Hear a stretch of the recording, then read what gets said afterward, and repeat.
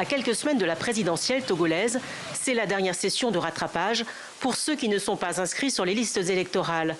À 28 ans, Josué s'enrôle pour la première fois. Il vient de finir ses études au Sénégal. Les conditions sont réunies. Elles ne sont pas parfaites, mais elles sont quand même suffisantes pour avoir des élections démocratiques dans le calme et en toute sécurité. Même si la société civile et des partis d'opposition ont fait le rappel des troupes pour qu'une majorité de Togolais s'enregistrent sur les listes, il n'en demeure pas moins qu'ils dénoncent pacifiquement l'opacité du cadre électoral. Trop longtemps, nous avons constaté que l'élection est devenue un outil de la pérennisation d'une seule famille.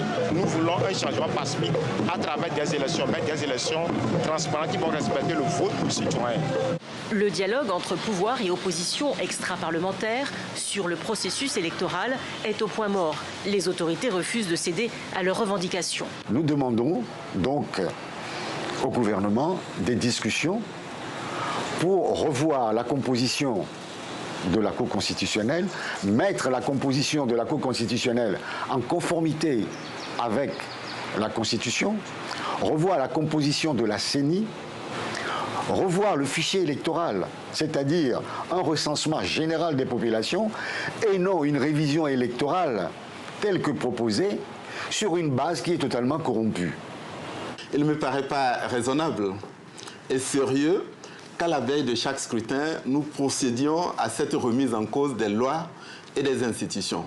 Et nous allons continuer à la fois par un esprit d'écoute, de dialogue, par la volonté de décrispation et par un certain nombre d'initiatives à renforcer la participation et l'inclusion du processus électoral. Les principaux partis d'opposition avaient appelé au boycott des législatives. C'est donc un nouveau Parlement qui a voté à l'unanimité la révision de la Constitution en mai dernier. Les mandats présidentiels sont désormais fixés à 2, mais les compteurs sont remis à 0 pour l'actuel chef de l'État Faure Gnassingbé. Idem pour les membres de la Cour constitutionnelle chargés de juger la régularité des élections.